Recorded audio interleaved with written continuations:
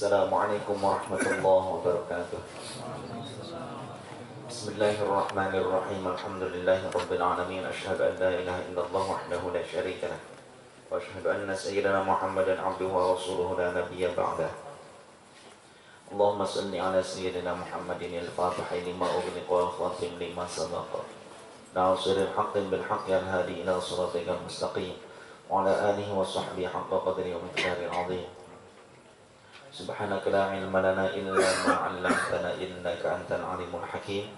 Rabbana iftah bainana wa baina qaumina bil haqqi wa anta khairul fatihin. Allahumma nawwir qulubana bi nuri hidayatika kama nawwarta al-ardha bi nuri syamsika wa nabda bi rahmatika ya arhamar rahimin. Allahumma arzuqna fahman nabiyyin wa hafdhal mursalin wa ilhamal malaikatil muqarrabin. Rabbi zidna ilman nafi'a warzuqna fahma. Allahumma faqihna fid din wa 'allimna at-ta'wil. Allahumma hdi qaumana wa jiranana wa sultanana wa umara'ana wa ra'iyyatana wa man ra'ana wa man sami'a kalamana bihudaka hatta taba'una fi aqidati ahli sunnati wal jama'ah wa jalasuna istiqamatan wa mahabbatan fi majlisin ahbabir rasul. Rabbi shrah lana sudurana wa yassir lana umurana wahlul 'uqdatan min alsinatina yafqahu aqwalana waj'alna waziran min ahlina wa atba'ina wa talamidina wa dhurriyyatina wa man ra'ana wa man sami'a kalamana birahmatika ya arhamar rahimin. Alhamdulillahirabbil alamin. Terlebih dahulu kita kembali melanjutkan bahasan kitab Kasyifatus Sajah. Bismillahirrahmanirrahim. Faslun, berikut ini adalah suatu fasal fi bayani bulughil marahiqi wal mu'siri, mengenai penjelasan baliknya anak yang mendekati usia balik dan anak yang mendekati usia haid. Alamatul bulughi, tanda-tanda balik itu adalah talatun, ada 3. Fi haqqil untha, pada ketentuan bagi perempuan, wa athnani fi haqqil dzikri, dan ada 2 bagi laki-laki. Ahaduha, yang pertama adalah tamamu 15 sanatan, sempurnanya atau genapnya berusia 15 tahun, qamariyatan, dengan hitungan kalender hijriyah, tahdidiyatan bittifaqi, secara penentuan pasti dengan berdasarkan kesepakatan para ulama. Fidzakari wal untha, hal ini genapnya 15 tahun itu bisa di laki-laki juga di perempuan. Jadi kalau laki-laki dan perempuan yang belum haid, kalau perempuan belum haid, kemudian juga laki-laki dan perempuan yang belum keluar sperma, ya, belum keluar sperma, maka awal daripada baliknya itu pada umur 15 tahun. Jadi ketika sebelum mencapai 15 tahun belum keluar sperma, belum keluar haid, maka belum balik. Nanti baliknya ketika genap 15 tahun menurut kalender hijriyah, dari mulai lahirnya. Wabtida'uha min infisali jami'il badan, dan permulaan penghitungan usia itu dari terpisah di seluruh tubuh atau awal kelahiran. Wathaniha, dan yang kedua, al-ihtilamu, mimpi sampai keluar air mani. Mimpi sampai keluar air mani. Ay al-imna'u, yakni mengalami kondisi keluar air mani. Wa illam yakhruj al-maniyu, walaupun meskipun tidak keluar air mani, minadz zakari, dari penisnya, ka'an ahassa bi khurujihi fa amsakahu, seperti ia merasakan akan keluar mani lalu ia menahannya, begitu ya. Jadi kalau ternyata ketika mimpinya itu merasakan lezatnya hampir keluar air mani, tapi ia menahannya, keburu ditahan ataupun keburu bangun, begitu, nggak jadi. Tapi sudah ada di batang, seolah-olah sudah ada di batang kemaluan pria, maka ini pun tetap dianggap balik, karena pada dasarnya ia hendak mengeluarkan air maniknya. tapi tertahan seperti itu.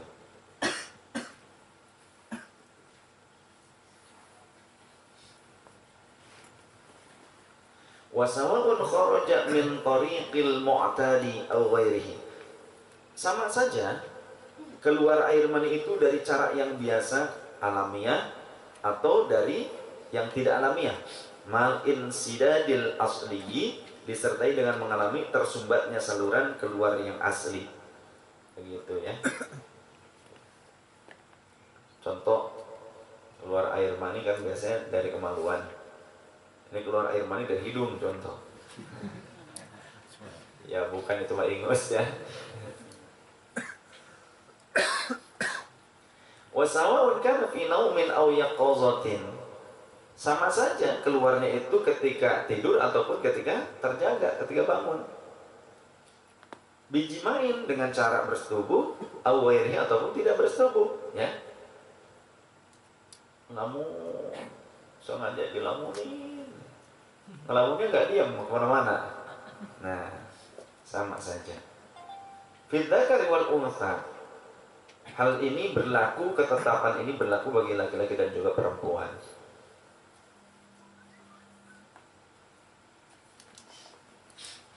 Hal ini berlaku bagi laki-laki. Wal untha litisni sinina qamariyatan. Dan perempuan di usia 9 tahun dengan hitungan kalender bulan Hijriyah. Tahdidiyatan yang secara pasti penentuannya indal Baijuri wasyarbini, menurut Syekh al-Baijuri dan Syekh asy-Syarbini.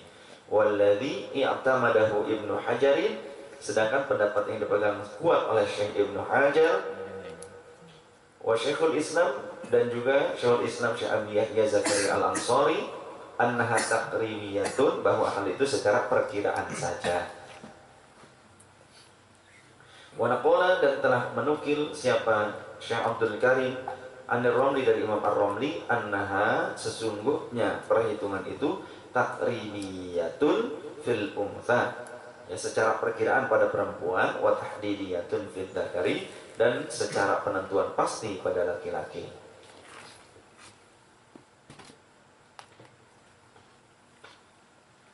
Jadi biasanya umumnya ihtilam itu mimpi bersetubuh sampai keluar air mani itu umumnya di umur 9 tahun. Jadi kalau di umur 9 tahun sudah sampai keluar mani, ya, maka itu sudah dihukumi baligh. Begitu. Jadi paling rendahnya masa baligh itu adalah umur 9 tahun, tapi itu harus disertai dengan keluarnya sperma, ya, yang disebabkan keluarnya sperma.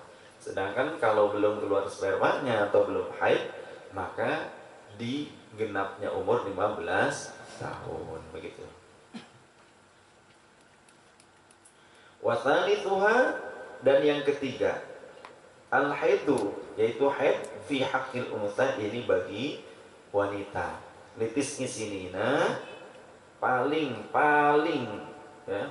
rendahnya itu pada umur 9 tahun. Jadi kalau umur 9 tahun, ya, takribiyatan secara hitungan perkiraan qamariyahnya begitu. Si wanita, anak wanita sudah mencapai umur 9 tahun kemudian keluar darah, maka itu dihukumi haid. Tapi kalau di bawah 9 tahun tidak, berarti sakit ini si anak, ya, ataupun ada yang menyodomi, begitu, ada yang memperkosa, bisa jadi. Bi angkana naqsuha aqalla min sittati asyarati.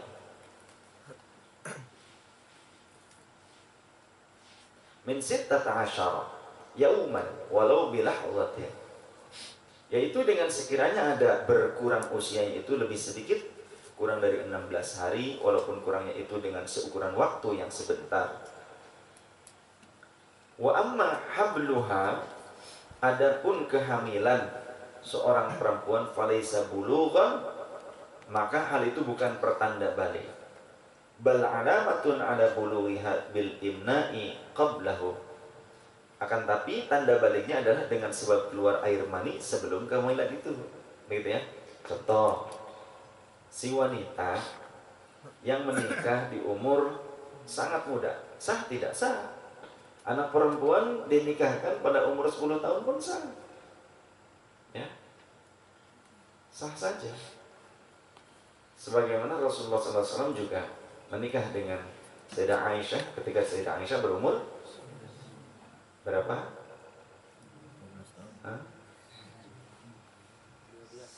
9 tahun. Ya, 9 tahun. Akan tetapi hidup bersama dengan Rasulullah SAW setelah 19 tahun. Ya, hidup bersama Rasul maksudnya berjumbu dengan Rasulnya itu setelah berumur 19 tahun. Jadi dipisah dulu. Jadi setelah nikah masih ngikut orang tuanya. Pokoknya akan ada antara Rasulullah dengan sahabat Abu Bakar gitu doang. Ya enggak tega juga Rasulullah, anak kecil. Ya. Jadi seperti itu yang dilakukan oleh Rasulullah Sallallahu Alaihi Wasallam.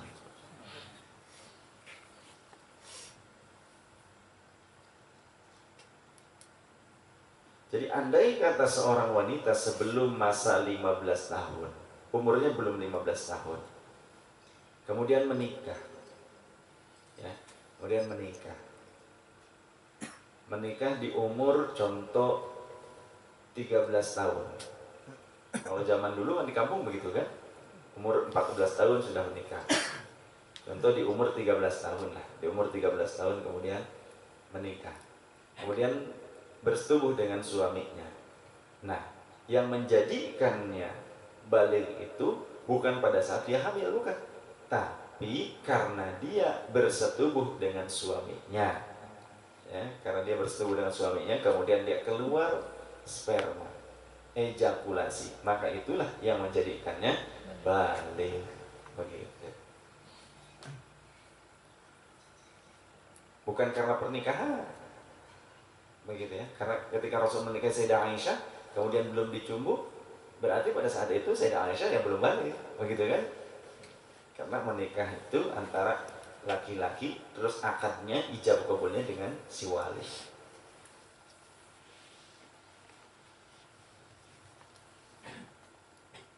Wa ammal khunsa, adapun seorang khunsa ini orang yang berkelamin dua jenis.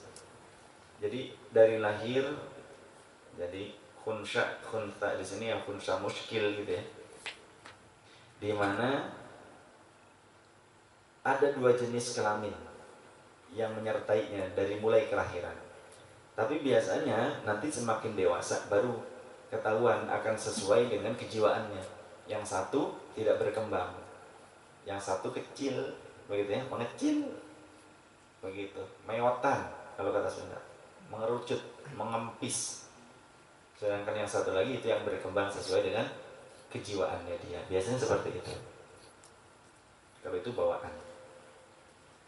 Fahukmu maka hukumnya bagi seorang yang bencong gitu ya, annahu in amna min dzakarihi wa hadha min farji hukima bi bulughihi. Hukum baliknya adalah bahwasannya jika ia mengeluarkan air mani dari penisnya dan haid dari vaginanya, maka dihukumi dengan balik baginya.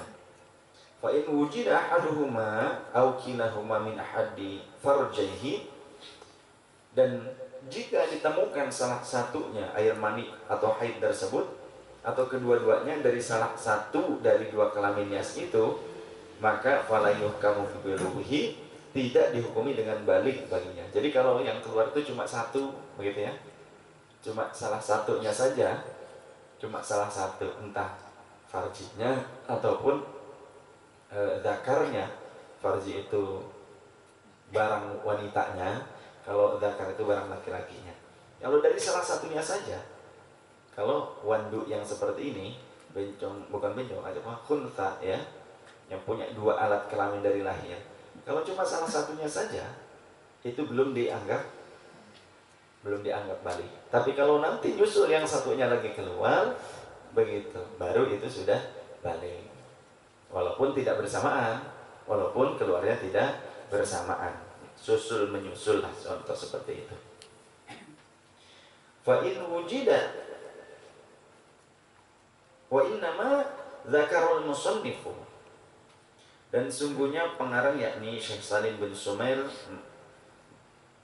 menyebutkan awal mas'alatin fil fikhi, awal atau permulaan masalah dalam ilmu fikih, alamatil bulughi, akan tanda-tanda balik, li anna mana taklifi ala al-balighi duna sabi was sabiyati, hanyalah karena sesungguhnya tempat bergantungnya pembebanan hukum itu atau berotasi pada usia balik, bukan pada anak kecil laki-laki dan anak kecil perempuan, bukan. Lakin yajib ala sabili fardil kifayati ala aslihima adz-dzukuri wal inathi, akan tetapi wajib secara fardu kifayah bagi kedua orang tua, bagi orang tua kedua anak-anak tersebut, baik berjenis laki-laki maupun perempuan, apa? Ayat murahuma, agar ya, wajib agar memerintahkan kepada kedua anak tersebut bisolati, untuk melakukan sholat. Wa ma tatawaqqafu alaihi kawudu'in wa nahwihi ba'da istikmalihima sab'a sinina idza mayyaza.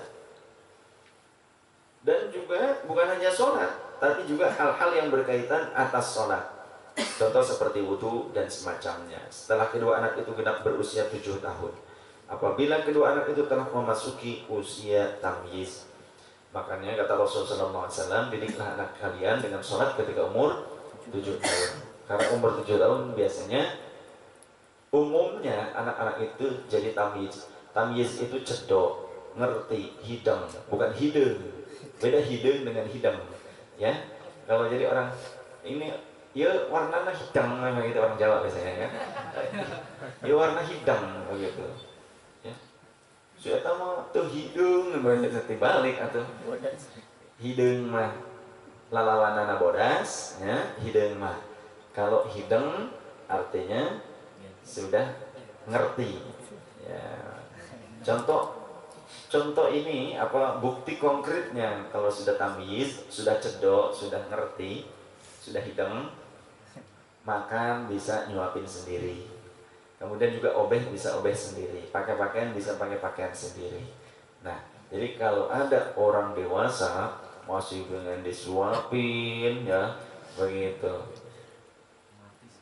masih pengen dipakaikan pakaian begitu ya, kemudian juga males kerja, orang yang dewasa padahal begitu ya, males ngerjain pekerjaan rumahnya, kemudian juga bekerja mencari nafkah, berarti wong ora cedok, be acan hidang gitu cek Sunda namanya, jadi hidung begitu mata, can hidang gitu namanya.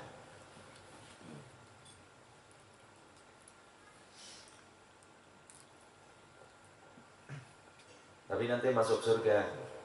Karena apa? Salah satu yang masuk surga tanpa hisab, begitu tanpa hisab dulu siapa? Orang idiot berarti. Idiot. Masya Allah. Kita lanjutkan.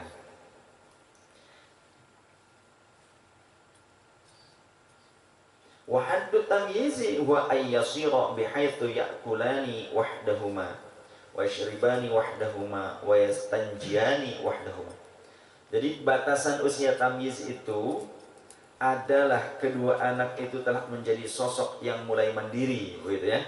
Di antaranya kalau makan bisa dengan sendirinya, minum bisa sendiri, beristinja, obeh itu bisa dengan sendiri. Fala yajibu, maka tidak wajib. Apa al-amru, memerintahkan hal tersebut, idza mayyaza, bila kedua anak itu telah memasuki usia tamyiz, qabla sabi'i, sebelum umur 7 tahun, bal yusannu, bahkan itu disunnahkan. Jadi bukan wajib tapi sunnah. Kalau si anak tersebut sudah tamyiz, mengajarkannya kita sunnah itu.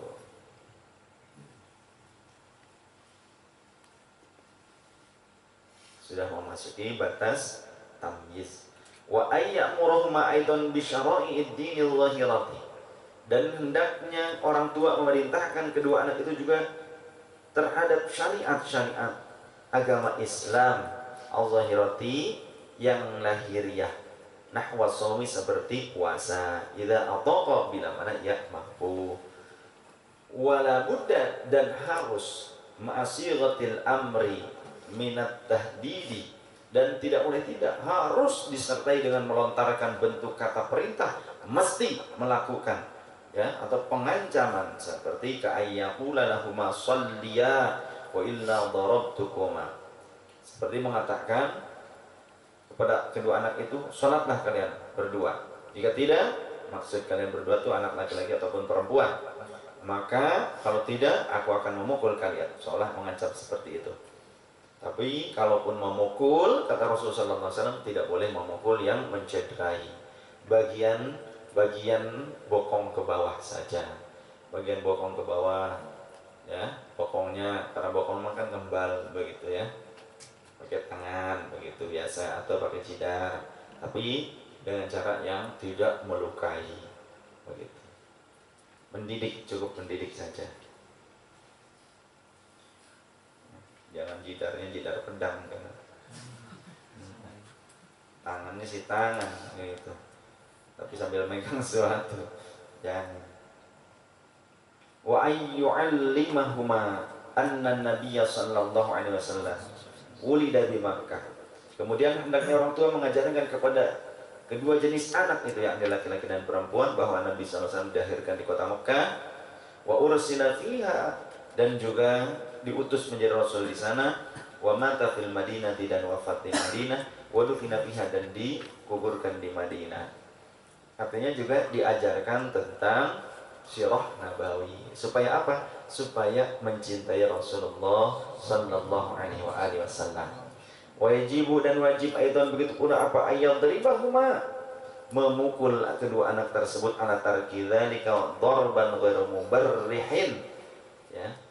Karena anak-anak itu meninggalkan kewajiban-kewajiban tersebut, kewajiban sholat, puasa, wudhu, dan kewajiban mempelajari Rasulnya begitu ya, dan sifat-sifat Allah. Itu kalau mereka meninggalkan belajar, contoh, maka dipukul, tapi dengan pukulan yang tidak menyakitkan ya.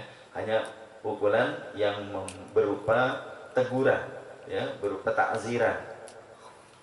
Fi atna'il asyirati, itu terjadi bila sudah berada di pertengahan umur 10 tahun. Ba'da kamalit tis'i, setelah genap 9 tahun. Jadi kalau 7 tahun ya jangan dulu ya. Tapi hanya dengan ancaman dulu. Kalau umur 7 tahun dengan kata-kata tegas. Tapi kalau sudah masuk 10 tahun ya, sempurna 9 tahun masuk ke 10 tahun, baru dengan takziran. Takziran berbentuk boleh. Ini pokoknya kamu tidak sholat tadi berjamaah, contoh begitu ya, tidak sholat, maka berarti apa kewajibannya? Kamu harus nimba begitu. Gak ada timba, cari timbaan begitu ya, begitu. Nyesibak begitu, nyesibak dengan air, tapi harus nimba begitu. Jarang tidak sekarang pas umur ya, jarang begitu.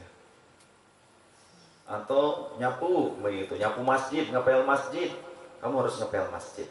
Itu konsekuensinya. Begitu. Tapi diajarin juga, ajak anak-anak kita ngepel masjid tanpa harus ditakdir. Yuk, waktu yang ngepel masjid. Ya, seminggu sekali. Diajak anak-anak kita ngepel masjid, ngepel musola. Begitu. Bukan karena si anak itu juga telah melakukan suatu kesalahan, tapi didik anak-anak kita supaya mencintai masjid, begitu, majlis. Walil muallimi aydan al-amru la darbu illa biidnil wali. Dan bagi pendidik ya, bagi seorang guru juga wajib memberi perintah tersebut, bukan melakukan pukulan kecuali dengan izin walinya. Kalau walinya memaksakan, monggo kiai, itu mau anak saya mau diapain juga terserah, begitu ya. Terserah, kalau bandar mah pukul aja atau lain sebagainya. Nah itu guru berhak. Tapi kalau tidak mendapatkan izin, si guru jangan memukul si murid, tapi dilaporkan ke orang tuanya bahwa ini si anak oleh kami sulit dan sebagainya, begitu dilaporkan ya.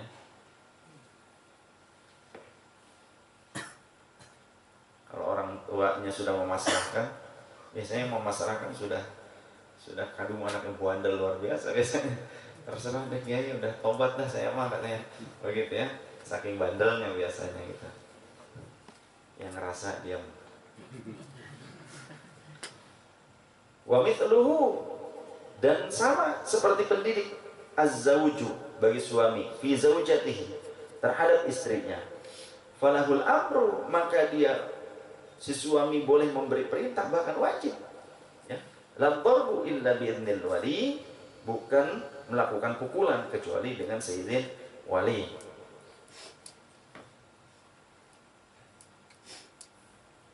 Namun di dalam suatu hadis di mana seorang istri ya yang membangkang kepada suaminya boleh dididik dengan pukulan yang di bawah ya, dari bokong ke bawah. Itu pun tidak dengan pukulan yang melukai, tidak melukai, tapi hanya memberikan ketegasan, begitu. Istri leha-leha sholat, pukul bokongnya, begitu, pukul bokongnya, malah nungging. Ya nggak jadi sholatnya loh. Ya, mesti. Malah senyum lagi si perempuannya tuh. Dipukul, ayo sholat, malah nungging. Nih, kata gitu. Ya Allah, astagfirullah. Ini sholat, begitu. Suruh sholat. Wasiwaku kas-sholati fil amri wad darbi, dan masalah bersiwak sama seperti sholat dalam hal memerintahkan dan memukulnya, begitu ya.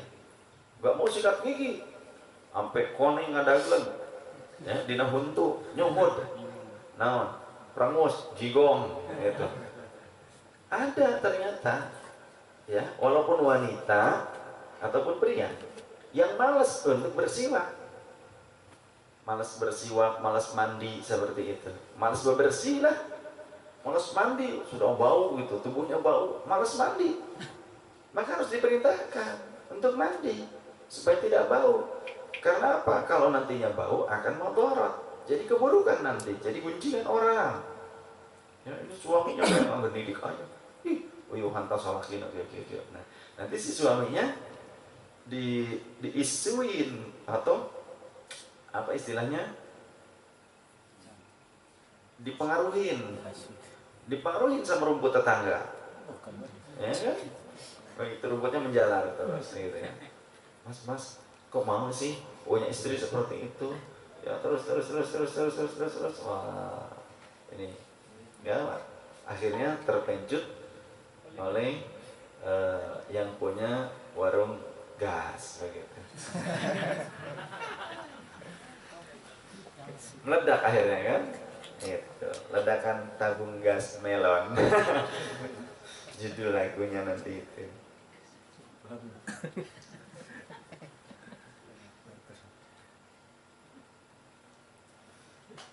Wa hikmatu dzalika, dan hikmah dari hal itu adalah at-tamrinu, sebagai bentuk latihan ala ibadati, untuk ibadah, liya'tadaha fala yatrukaha insyaallah ta'ala, agar ia terbiasa melakukan ibadah sehingga ia tidak akan lancang meninggalkan ibadah, insyaallah. Dengan cara seperti itu ditegaskan dari sejak dini ya, apalagi suami kepada istri harus memberikan pendidikan agama, wajib. Hati-hati, jangan sangka suami asal menikah aja sudah aja, asal melumasi ya bagian gardannya begitu dengan oli alami cukup menurut kamu? Enggak, bayar pajak doang, nanti bayar pajaknya gitu kan, sebulan sekali tanggal 27 begitu Neng, ini pajaknya begitu.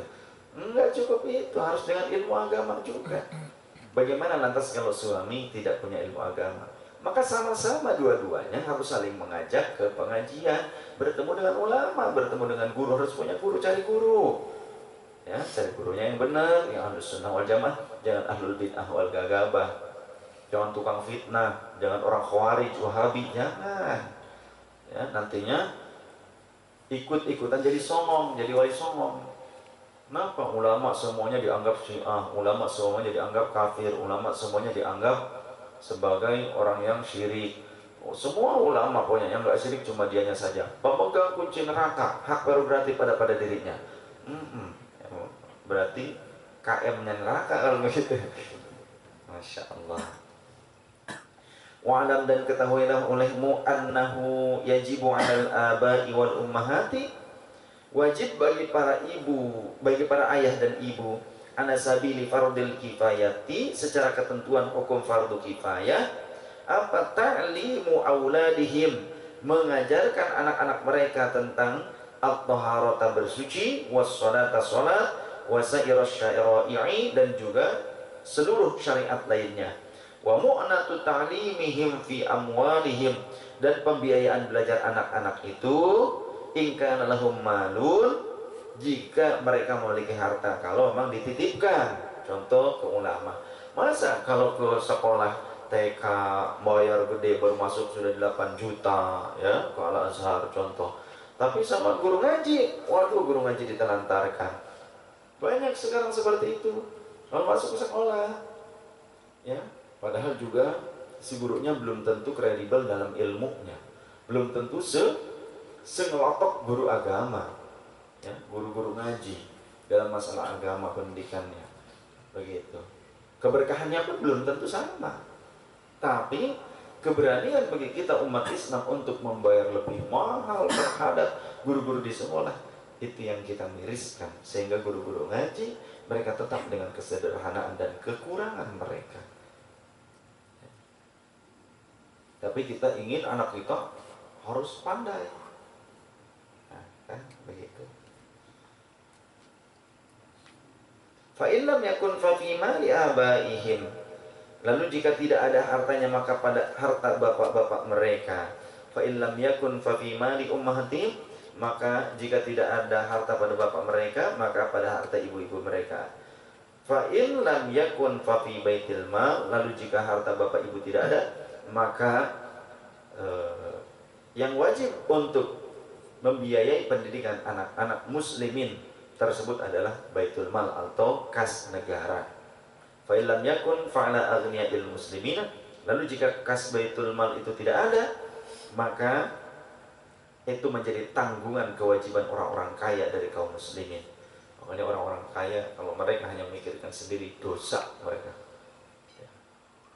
Kalau mereka mampu menjamin para asatid yang tidak dibayar, menjamin para asatidnya, sudah asatid, Anda mengajar saja, kami akan penuhi ya, kebutuhan kalian, contoh. Nah itu baru bagus, seperti itu harusnya demikian. Wallahu a'lam bishawab.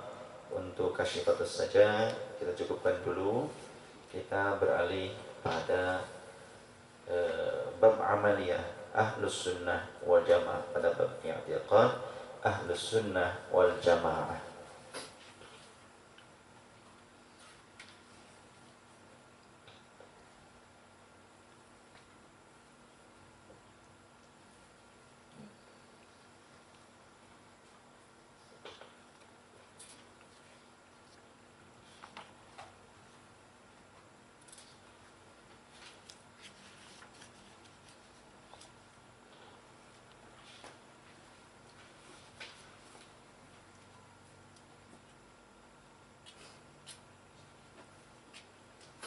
Bismillahirrahmanirrahim. Alhamdulillahirabbil alamin.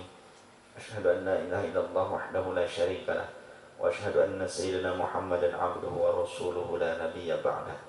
Allahumma shalli 'ala sayyidina Muhammadin al-Fatih lima ughliqa wal khatim lima sabaqa nasiril haqqi bil haqqi al-hadi ila siratikal mustaqim wa 'ala alihi wa sahbihi haqqa qadri wa miqdaril 'azim. Subhanaka la ilma lana illa ma 'allamtana innaka antal alimul hakim. Rabbana iftah bainana wa baina qaumina bil haqqi wa anta khairul fatihin.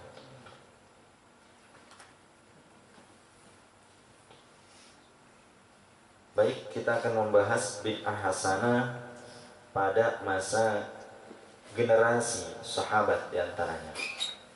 Bid'ah hasanah yang terjadi pada masa generasi sahabat. Yang bid'ah hasanah ini oleh kaum Khawarij. Khawarij itu Wahabi ataupun Mu'tazilah, begitu ya. Takfiri, mazhab yang suka mengkafir-kafirkan orang. Ini tidak diterima menurut mereka, padahal keterangannya dalam Sahih Muslim. Di dalam Sahih Muslim, man sanna fil Islam sunnatan sayyi'atan falahu ajruha wa ajru man amila biha ba'dahu min ghairi an yunqasa min ujurihim syai'un wa man sanna fil Islam sunnatan sayyi'atan falahu wizruha wa wizru man amila biha ba'dahu min ghairi an yunqasa min awzarihim syai'un atau kama qala Rasulullah sallallahu alaihi wasallam. Jadi jelas Rasulullah membagi bid'ah dengan kalimat sunnah hasanah dan sunnah sayyi'ah. Karena khitabnya anak man, umat, maka yang dimaksud adalah rintisan, ya, rintisan atau bid'ah yang dilakukan umat yang dibagi oleh Rasul menjadi bid'ah hasanah dan bid'ah sayyi'ah dengan kalimat sunnah hasanah dan sunnah sayyi'ah. Begitu. Karena kalau mengamalkan sunnah Rasul tentu akan berpahala, betul tidak? Dan semua sunnah Rasul itu baik, tidak ada yang buruk. Semua sunnah Rasul itu baik, tidak ada yang buruk. Semua sunnah Rasul baik. Akan tetapi, siapa yang mengamalkan sunnah yang buruk, kata Rasul di sini, yang membuat sunnah, sanna ini membuat, merintis, mengawali, begitu. Sunnah yang buruk, dan dia akan mendapatkan dosanya. Berarti di sini bukan sunnah Rasul, betul tidak? Tidak mungkin kalau sunnah Rasul ada yang buruk dan mengamalkannya dapat dosa, tidak mungkin. Tapi di sini jelas sekali Rasul menyebutkan tentang bid'ah sayyi'ah. Sebelumnya bid'ah hasanah, disebutkannya sunnah hasanah. Kalau ada orang yang berkata, oh yang dimaksud Rasul sunnah yang buruk tuh hadis dhaif atau hadis maudhu, enggak ada. Lihat di dalam syarah Sahih Muslim. Syarah hadis ini oleh Imam An-Nawawi dinyatakan ini tentang masalah rintisan atau bid'ah hasanah dan bid'ah sayyi'ah. Ya. Karena Rasul tidak pernah membagi hadis menjadi hadis dhaif, hadis sahih, hadis maudhu, mu'an'an, musalsal, gharib, hasan, marfu, mursal. Rasul nggak pernah mengajarkan pembagian hadis menjadi begitu, nggak pernah. Coba ya, kumpulkan keterangan yang sahih dari Rasul di mana Rasul membagi menjadi seperti itu. Tidak akan ketemu. Ketika Rasul mengucapkan kalimat hadits ini, ya, kalimat yang tadi, Rasul membagi menjadi sunnah hasanah dan sunnah sayyi'ah. Rasul tidak pernah membagi hadits menjadi hadits sahih, dhaif, maudhu. Enggak. Karena semua yang diajarkan Rasul pokoknya hadits aja, sunnah saja, begitu. Enggak ada yang maudhu, enggak ada penjelasannya Rasulullah. Begitu. Jadi jelas itu pembagian tentang antara bid'ah hasanah dan bid'ah sayyi'ah. Cuma dikemukakannya dengan man sanna sunnatan hasanatan, kemudian man sanna sunnatan sayyi'atan fil Islami. Kemudian beberapa bukti, ya, beberapa bukti ilmiah tentang adanya bid'ah hasanah pada generasi sahabat. Yang pertama, pemberian titik dalam penulisan mushaf. Jadi pada masa Rasulullah SAW, penulisan mushaf Al-Quran yang dilakukan oleh para sahabat itu tanpa memberikan titik terhadap huruf-hurufnya seperti ba, ta, tha, ja, jim, gitu ya. Kho, nggak ada titiknya dulu, sama saja. Jadi faktulu dengan fakbalu sama. Ya, kalau fakbalu terimalah oleh kalian, kalau faktulu bunuhlah oleh kalian, gitu. Jadi bisa sebaliknya justru, ya. Tulisan, nih, surat, fakbalu, nyuruhnya diterima, gitu. Kalau orang-orang sekarang, ini apa nih? Faktul, bunuh, gitu ya.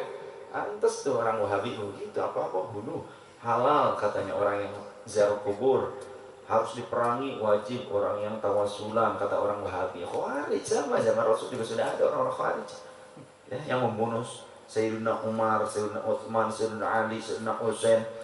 Itu orang-orang Khawarij. Orang-orang yang ibadahnya rajin, secara ibadah rajin, baca Quran, tapi imannya sampai kerongkongan doang, nggak nyampe ke kalbu. Begitu.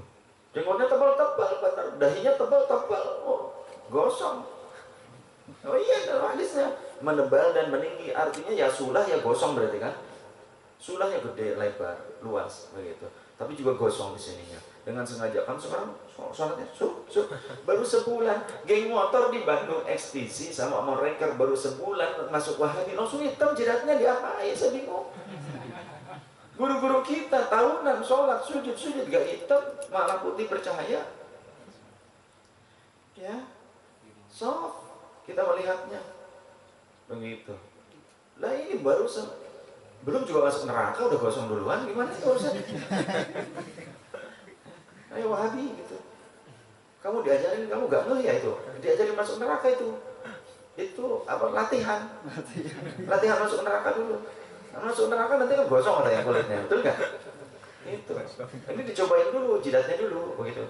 Artinya otaknya lu kepanasan, apa ini gosong jidatnya.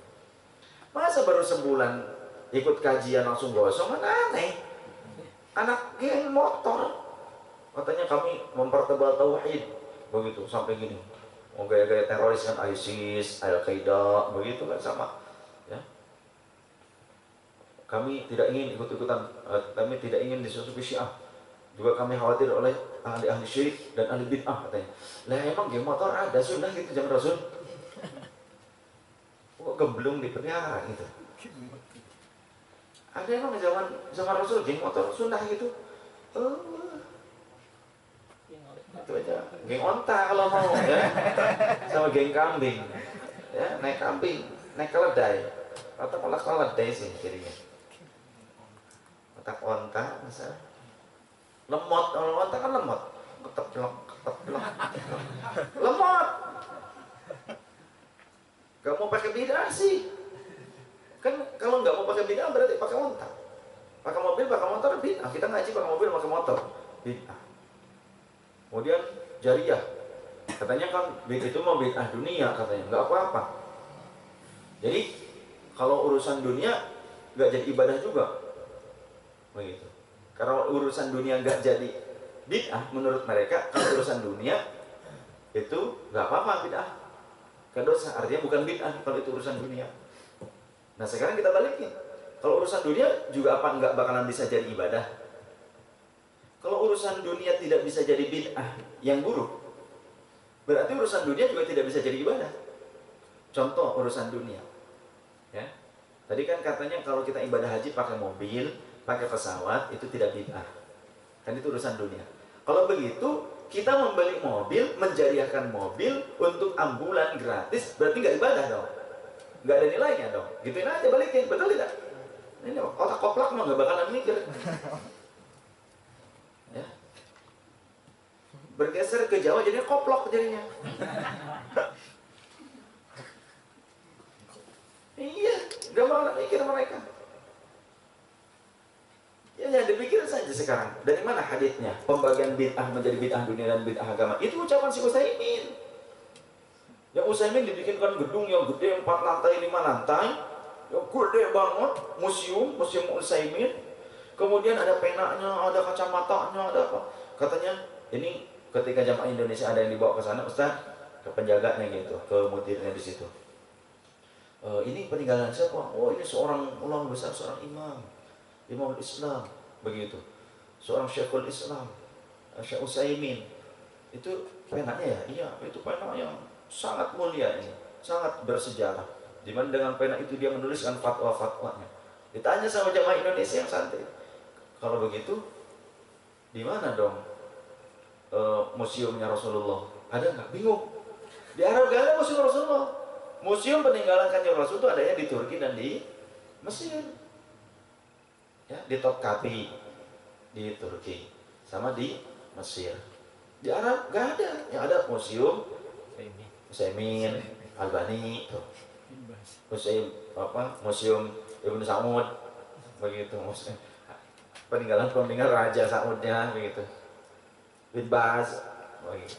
Yang Utsaimin sampai dibikin gedung, bagus di luarnya juga, ada air mancur dan sebagainya. Oh, mandi di situ segar ya. Apalagi musim kayak begini kemarau. Coba bayangkan, bingung 1000 bahasa nggak bisa ngomong. Kalau Rasulullah lebih mulia dari Utsaimin kan, begitu diam nggak bisa ngomong. Peninggalan-peninggalannya malah dihancurkan. Rumah Rasul, rumah Sayyidah Khadijah, rumah Sayyidina Umar, Sayyidina Uthman, ya. Kemudian juga di Madinah, peninggalan-peninggalan Rasul habis. Tuh. Nanti sejarah Kanjeng Rasul itu tinggal dongeng. Nanti dianggap dongeng buatan seperti para wali songo saja yang bukti-buktinya masih ada, ya, yang bukti-buktinya masih ada dianggap mitos. Jadi mitologi waliullah dan nanti mungkin juga mitologi para nabi termasuk Nabi Muhammad SAW dan para sahabat itu pun akan dilancarkan oleh orang-orang Wahabi. Ya, maka saya tantang Wahabi, ya, untuk dialog. Nggak pernah mau. Kalau kalah dialog di belakang buat fitnah, kita ditunduhnya begitu, ya. Baik, tadi diantara bentuk bid'ah hasanah. Kemudian juga pada masa nggak mungkin itu, ya, bid'ah. Coba buktikan dalam riwayat Imam Baihaqi, ya, di dalam riwayat Imam Baihaqi bahwasannya Anharun dalam riwayat Imam Abi Daud, di dalam riwayat Imam Abi Daud As-Sijistani dalam kitab Al-Masahib halaman 158, Anharun bin Musa qala awwalu man naqqatal masahifa Yahya bin Ya'mur. Ya. Orang yang pertama kali memberi titik pada mushaf adalah Imam Yahya bin Ya'mur. Dalam Al-Masahib Imam Abi Daud. Imam Abi Daud itu kan ahli hadis, ahli sejarah juga. Orang yang hidupnya juga kurun-kurun awal. Lah kita sekarang sudah ngomong ngecapruk kemana-mana. Ini sejarah, makanya jangan dihilangkan. Kemudian juga pengumpulan Al-Quran, ya, pengumpulan Al-Quran. Kalau tadi Imam Yahya bin Ya'mur tahun berapa? Wafat sebelum tahun 100 Hijriah. Wafat sebelum tahun 100 Hijriah. Berarti sekitar tahun 86-an lah, ya. Itu adanya titik-titik huruf tersebut.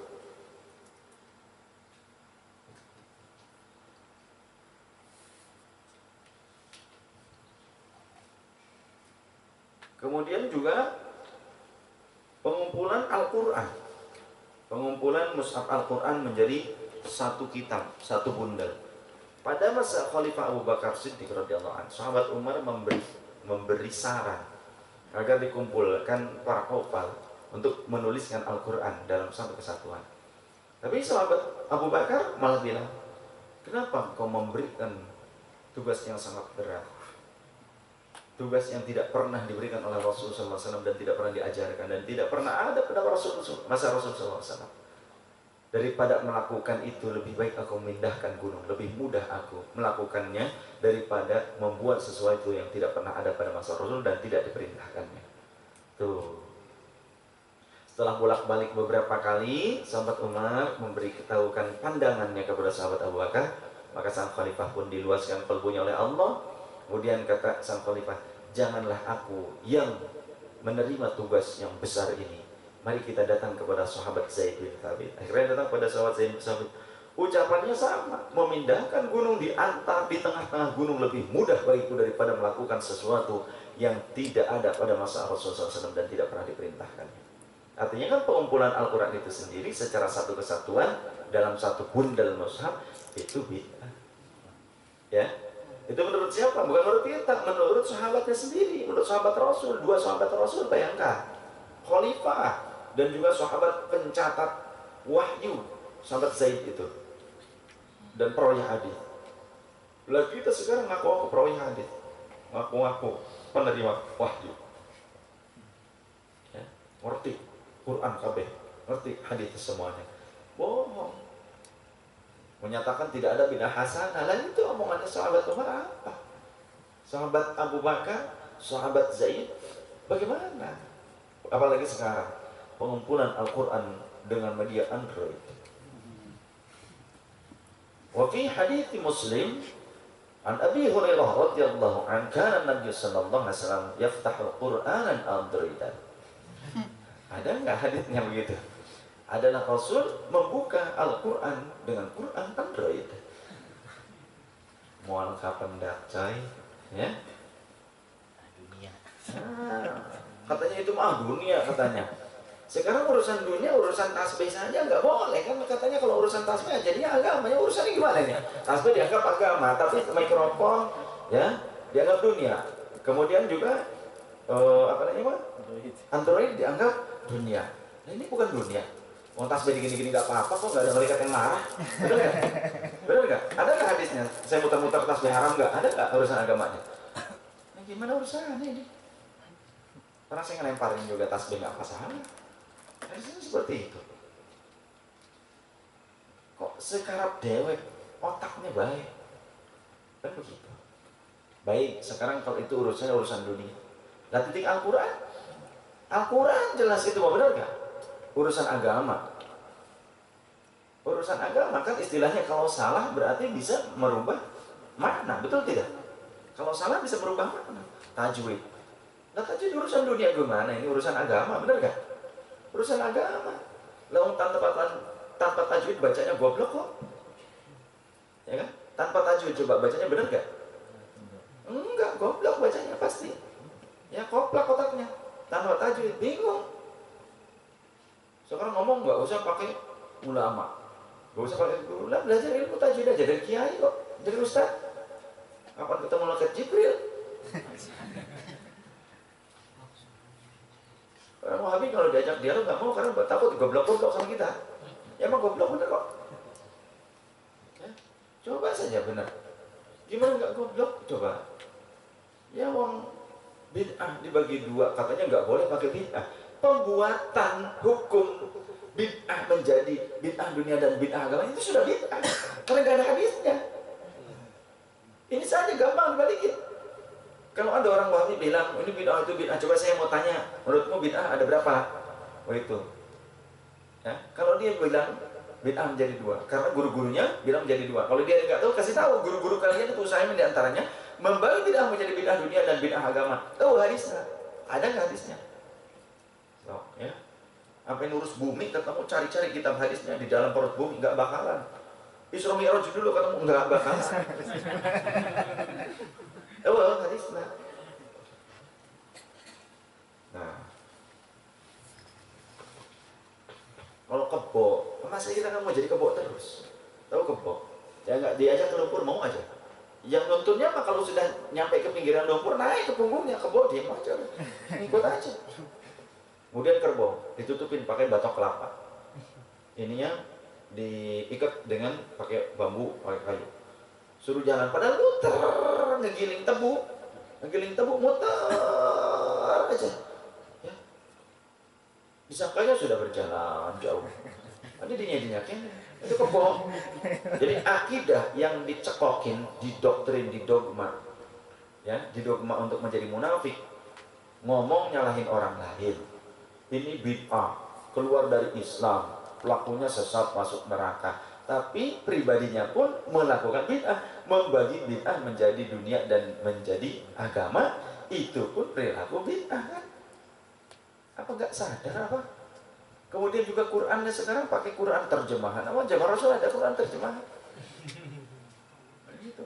Nulis Quran pakai Latin, ya? Ada nggak zaman Rasul? Gak ada titiknya kan zaman Rasul, nggak ada, harakat nggak ada. Pembagian juz aja pada masa Rasul nggak ada 30 juz. Ya, membagi Al-Quran menjadi 30 juz itu nggak ada pada zaman Rasul, nggak ada. Itu bid'ah. Sekarang bid'ah, one day one juz, koplok. Ini nggak ada zaman Rasulnya. Bahasa Arabnya jahlun. Ya bahasa kitanya udah koplok begitu. Ya. Jahlun itu ada jahlun biasa, tapi ada jahlun murakkab. Apa itu jahlun murakkab? Bodoh kuadrat, goblok kuadrat. Begitu. Jadi bodoh kata loyo. Nah, jelas ya.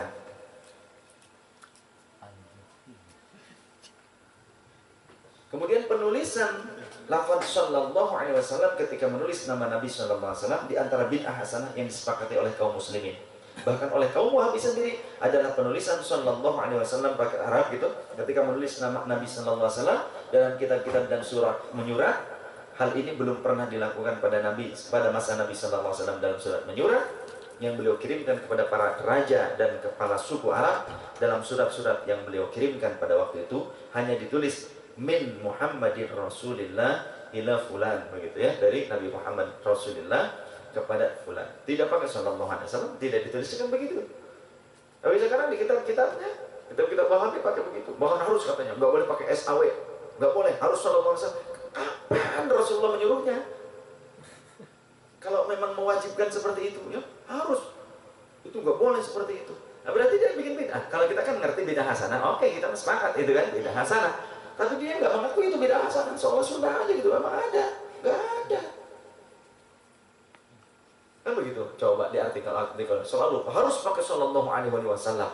Kapan Rasul mengharuskan penulisan lafaz sallallahu alaihi wasallam dalam artikel? Bagi kita, ya kita ngerti apa bid'ah hasanah, kita pakai. Tapi dia satu sisi dia tidak tidak menerima adanya bid'ah hasanah, menolak. Tapi di sisi yang lain dipakai. Ya, ini sama jeung si Udin. Ya, si Udin karunya. Si Udin. Kopi panas, dicelupin, tablet turun panas.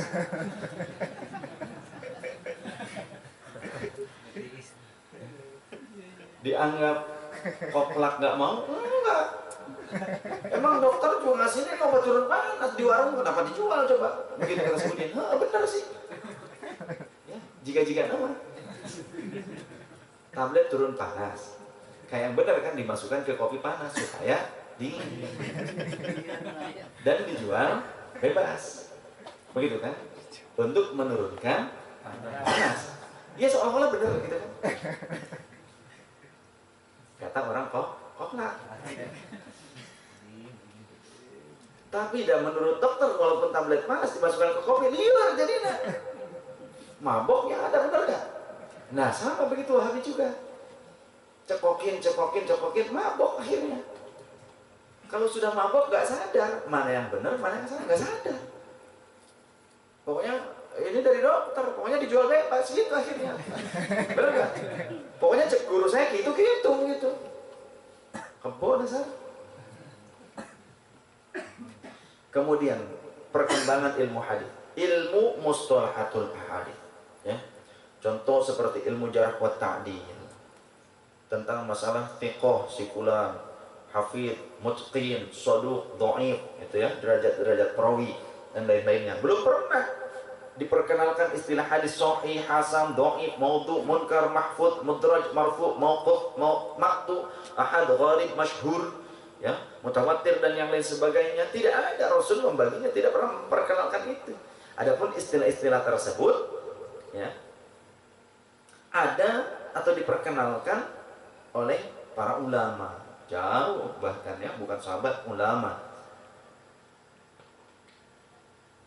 Tapi tidak ada satupun ulama yang menolaknya dengan ilmu tersebut, ya, ilmu mustalahatul hadis, betul tidak? Semuanya pakai, termasuk Wahabi yang katanya masuk neraka. Ya kok masuk neraka kok rebutan sih? Gimana sih urusannya? Masuk neraka kok rebutan? Ya sama yang punya lapak di neraka, santai aja bro, nggak usah rebutan. Bahkan untuk pembukuan hadis sendiri baru dimulai oleh Al-Imam Ibnu Syihab Az-Zuhri, wafat tahun 124 Hijriah. Ya. Atas instruksi dari Khalifah Umar bin Abdul Aziz, pembukuan ilmu Al-Jarh wa Ta'dil dimulai oleh Al-Imam Yahya bin Sa'id Al-Qattan At-Tamimi, wafat tahun 198 Hijriah. Sedangkan penulisan ilmu mustalahatul ahadits baru dimulai oleh Al-Hafidz Abu Muhammad Al-Hasan bin Abdurrahman bin Khalnad Ar-Ramahurmuzi, wafat sekitar 360 Hijriah. Jauh ulama kholaf ini. Ya. Dalam kitabnya Al-Muhaddits al-fasil bainar rawi wal wa'i, begitu. Kemudian juga Imam Ahmad bin Hanbal, ulama kenamaan, ulama mujtahid yang juga sangat dibanggakan dan diakui oleh Wahabi, diikuti mereka. Ya? Jadi Imam Ahmad ini diikuti oleh mereka, kata orang-orang Wahabi. Bagaimana ternyata Imam Ahmad bin Hanbal pun beliau melakukan sunnah hasanah, bid'ah hasanah. Di antaranya sebagaimana diriwayatkan oleh Imam Al-Hafidz Al-Baihaqi di dalam Manaqib Al-Imam Asy-Syafi'i juz 2 nomor 254, qala Al-Imam Ahmad bin Hanbal, Imam Ahmad bin Hanbal berkata, inni ad'u Allah lisy-Syafi'i fi salati mundu arba'ina sanah. Saya selalu mendoakan guru saya Al-Imam Asy-Syafi'i di dalam salat saya selama 40 tahun. Aku berkata di dalam akhir tasyahudku, ataupun di dalam keterangan yang lain adalah di akhir salat, di akhir sujudnya. Dalam riwayat yang lain, keterangan yang dimaksud adalah di tasyahud akhirnya, begitu ya. Setelah tasyahud akhir ada doa-doa yang lainnya disisipkan. Allahumma gfirli wa liwalidayya wa li Muhammad ibn Idris Asy-Syafi'i. Kata Imam Ahmad bin Hanbal, aku berdoa untuk guruku selama 40 tahun lamanya di dalam salatku. Ayo, toh ngomong apa toh?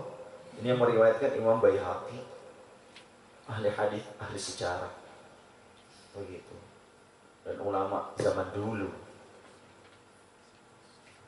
Jadi doa seperti itu sudah pasti tidak pernah dilakukan oleh Rasulullah SAW, para sahabat dan juga tabi'in. Tapi Imam Ahmad bin Hanbal melakukannya selama 40 tahun dengan bid'ah hasanah itu. Apa Imam Ahmad nggak ngerti apa? Ya, yang lebih ngerti itu Utsaimin, bin Baz, Albani, begitu. Boro-boro, ya, boro-boro. Lawang bid'ah hasanah aja nggak ngerti, ngomong-ngomong ngerti gimana urusannya. Insya Allah masih banyak lagi keterangan-keterangan tentang bid'ah hasanah yang dilakukan oleh para sahabat Rasulullah SAW, yang oleh Wahabi dibilang itu bid'ah lugawi gimana? Mau secara lugawi, mau secara apa kek, tetap saja bid'ah, bener gak? Contoh, sahabat Ibnu Mas'ud membuat redaksi sholawat sendiri, begitu kan? Sahabat Abdullah bin Abbas membuat redaksi sholawat sendiri. Itu ada dikutip di kitab Jala'ul Afham, karya ulama kebanggaan Wahabi yang bernama Ibnul Qayyim Al-Jauziyah, murid Ibnu Taimiyah An-Najdi. Ayo, ya? Jadi nggak bisa ngelak, cuma ngeles terus. Kalau ngomong benci ke Syiah katanya gitu. Karena apa? Takiyah, takiyah. Bedeweknya sendiri takiyah sama. Takiyah itu bahasa kita ngeles. Jadi bunglon, pura-pura. Makanya kalau Wahabi, kalau dialog dengan kita nih, kalah, mentok, diam. Tapi di belakang, Syiah tuh Syiah, gitu. Karena apa? Sudah menelanjangi pribadinya, akidahnya ditelanjangi, bilang di belakang Syiah katanya. Kita buka, ini terjadi sama saya ya. Saya buka Sahih Muslim, nih keterangannya. Di belakang, gitu ya. Di belakang, bilangnya Syiah ke kita. Padahal ditunjukin kitab Sahih Muslimnya. Begitu, di belakang bilangnya Syiah. Nah, berarti apa? Sama saja Wahabi ini dengan perilaku orang-orang Zionis, Formation, Illuminati yang punya satu misi, mengajak-ngajak Islam. Allahu a'lam bishawab. Baik, kita buka sesi tanya jawab. Dipersilahkan. Karena kalau kita melihat sejarah Wahabi sendiri, bagaimana kedekatannya dengan Illuminati dan Formation, gitu kan? Ada yang bertanya, silakan. Pernah baca di karangannya Habib Taufik Pasuruan, ada Ya. ungkapan bahwa Wahabi itu bilang umat Rasul itu seperti air hujan yang turun, jadi tidak bisa dipastikan mana yang paling baik. Boleh jadi yang paling baik itu yang terbelakang. Jadi mereka itu merasa bahwa bisa jadi mereka itu lebih baik dari para sahabat, seperti itu. Penjelasan seperti itu. Baik. Ya, memang kalau secara hakikiyah tidak ada yang tahu, betul tidak? Tapi kan kita punya dasar pertimbangan syariat, betul tidak? Kita punya dasar pertimbangan syariat. Kalau tanpa syariat ya iya, secara hakikat hanya Allah yang tahu. Hanya Allah. Karena apa? Karena Habib Taufik juga mengedepankan suatu dalil di mana khairul qurun qarni. Sebaik-baik kurun itu masaku, kata Rasul. Artinya masa para sahabat yang hidup pada masa Rasul.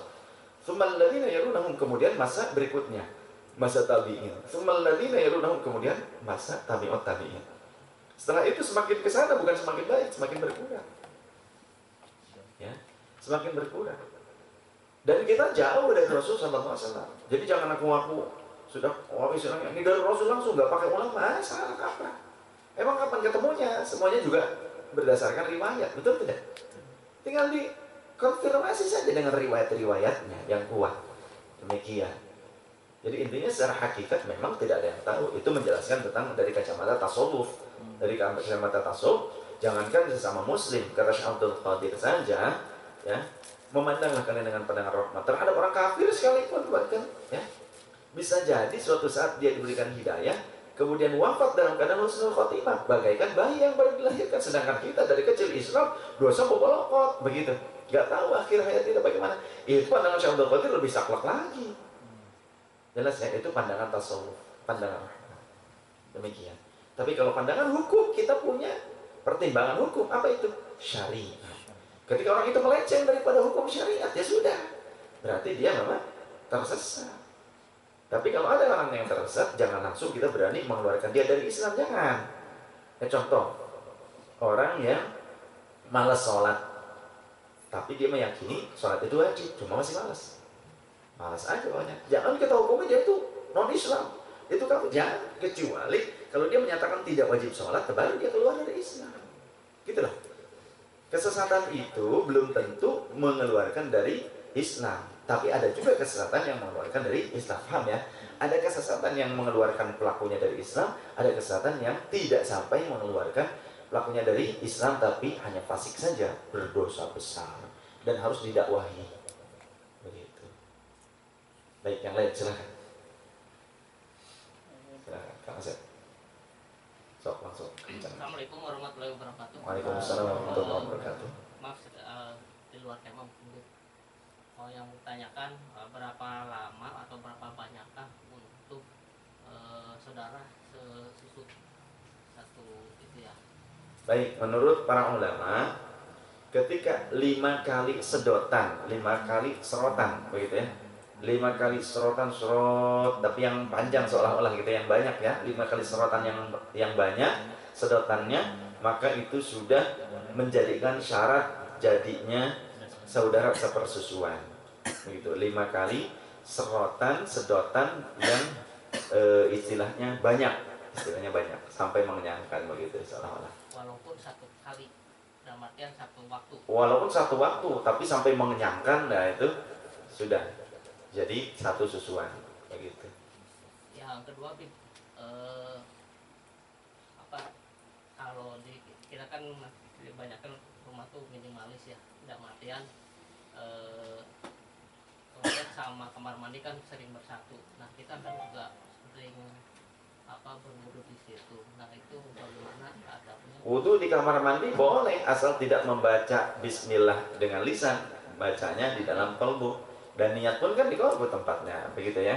Jadi sah-sah saja wudu dari air yang suci dan menyucikan di kamar mandi, asal jangan dari toilet. Wudu dengan air toilet ya jangan. Nah, kalau itu tidak boleh. Jelas ya? Gitu. Yang lain silahkan. Assalamualaikum warahmatullahi wabarakatuh. Waalaikumsalam warahmatullahi wabarakatuh. Tentang hadis yang zikir bersama, orang-orang Wahabi itu menafsirkannya bukan zikir bersama, tapi bersama-sama berzikir katanya. Ya bersama-sama zikir ya, zikir bersama itu. Itu goblok itu ya. Mohon maaf, itu Wahabi begitu tuh. Jadi goblok tapi sok pinter gitu loh. Kayak tadi kayak si Udin gitu loh. Jadi nggak zahar gitu, sir. Jadi boleh baca tasbih, salih, tapi dalam Lawang di dalam hadis Sahih Bukhari nomor hadis 841 dan 842 dinyatakan anna raf'as sauti, sesungguhnya mengeraskan suara bidzikri dengan zikir hina yansirifun nas, tatkala selesainya orang-orang dari salat ya, minal maktubati dari salat fardu, karena ala ahdin Nabi sallallahu alaihi wasallam, ada pada masa Rasulnya. Zikir yang tidak boleh keras dulu oleh Rasulullah pernah dilarang itu ketika berada di lereng bukit ketika belum hijrah, ketika umat muslim masih dikejar-kejar kafir Quraisy. Tapi setelah Rasul pergi ke Madinah, pada saat Id saja Rasulullah keluar rumah, ya, yakhruju min fil aidaini, baginda Rasul keluar di 2 hari raya. Ma'al Fadl bin Abbas, bersama sahabat Fadl bin Abbas, kemudian Ja'far, kemudian juga Abdullah bin Abbas, wa Ali, wal Hasan, wal Husain, wa Abu Ubaidah, begitu, dan yang lainnya radhiyallahu anhum, rafi'an sautahu, mengeraskan suaranya, bit tahlili wa takbiri, dengan tahlilan dan takbiran, gitu, ya. Pada masa Rasul sallallahu alaihi wasallam sudah hijrah. Ada. Kemudian talbiyah. Labbaik Allahumma labbaik, yang hajian kenceng nggak? Bareng-bareng nggak? Bareng-bareng. Begitu kenceng ya? Coba kalau nggak boleh kenceng. Semua zikir tidak boleh ada yang kenceng sama sekali. Labbaik Allahumma labbaik la syarika lak. Aduh, sepi aja. Ya, tidur kape. Silent. Tuh. Kemudian adzan zikir bukan? Lah zikir keras. Benar kan? Gimana ini urusan? Zikir berjamaah zikir. Ini kayaknya bolak-balik aja. Ampun, besar. Ya.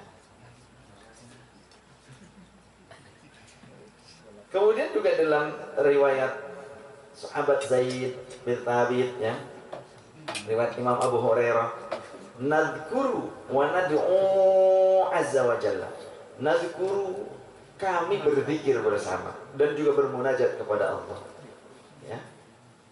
Yang pertama kali memimpin doa sahabat Zaid bin Thabit. Kemudian Rasul datang, sampai Rasul pun mengamini.